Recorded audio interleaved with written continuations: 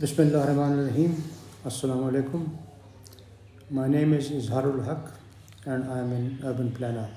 In this video, I'll talk about climate change and its effect on our cities.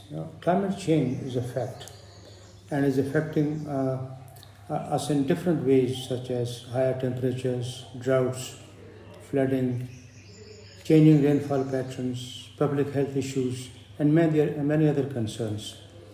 Now, if we do not respond to climate change, the situation can get worse.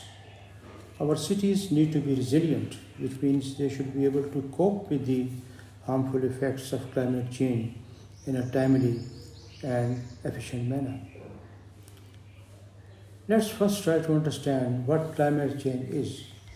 As most of us know, radiation from sun reaches the Earth's atmosphere, and some of it, about 30%, reflects back into space, and about 70% gets absorbed in the atmosphere and the land. It warms up the land and the air above it.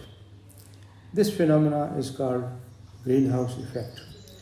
It has been going on for thousands of years. It is because of this phenomena that life on Earth is possible. Otherwise, our planet would have been too cold for the life to survive. The problem has arisen because of human activities such as use of fossil fuel like coal, oil, natural gas, which are used for different purposes and release huge amounts of greenhouse gases such as carbon dioxide, methane, nitrous oxide, etc. Now, apart from use of fossil fuel, other factors are deforestation, burning of trees, some agricultural practices, use of fertilizers, pesticides, etc. Because of these activities, the layer of greenhouse gases becomes thicker and blankets our planet, trapping heat inside, resulting in global warming. It's important to mention that even without human activities, these gases have always been present in our atmosphere because of natural causes such as forest fires, volcanoes, earthquakes, tsunamis, and so on. However, these natural factors have a fractional contribution, and as I said earlier, the major causes are human activities. Globally, cities cover only around 2% of Earth's surface, but account for 70% of gas emissions. Now, the way we plan our cities has impact over the level of gas emissions. These include population density, urban sprawl, and land use conversion. There is a negative correlation between urban densities and carbon emissions on per capita basis. Cities which have large urban sprawl, that is, which are relatively low density, emit higher amount of greenhouse gases.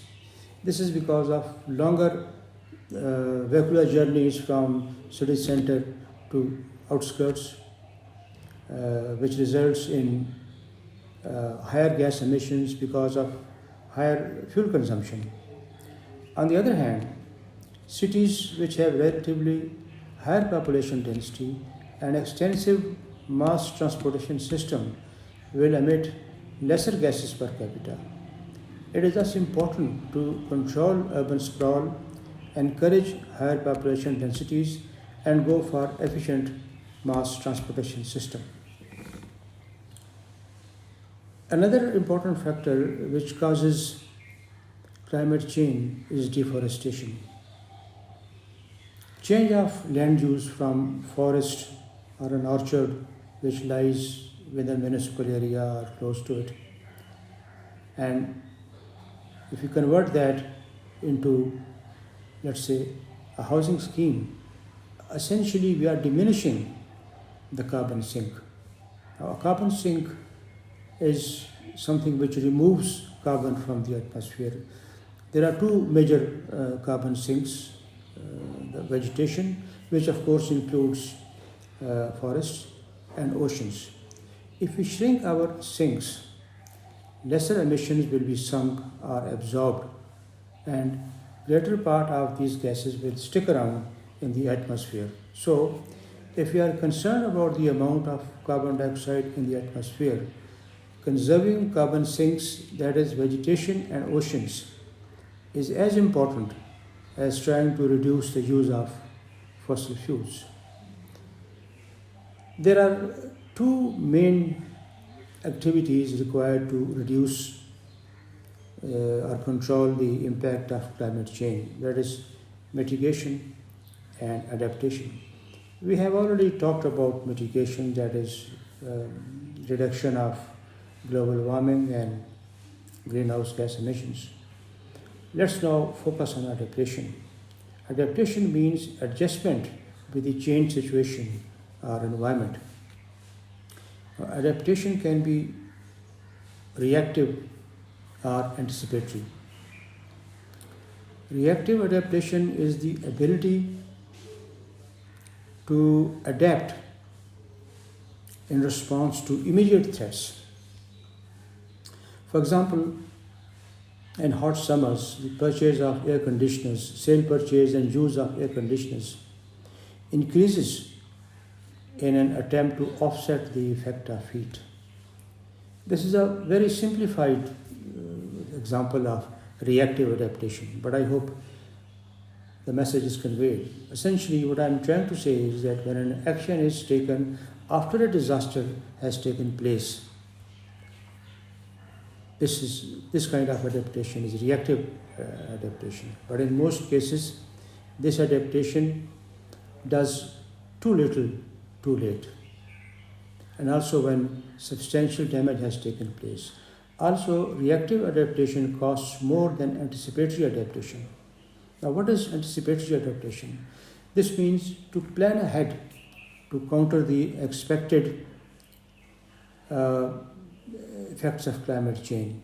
Again, consider the example of hot summers, where we can think ahead and adopt green roof policies, more parks and open spaces, early warning systems, and so on.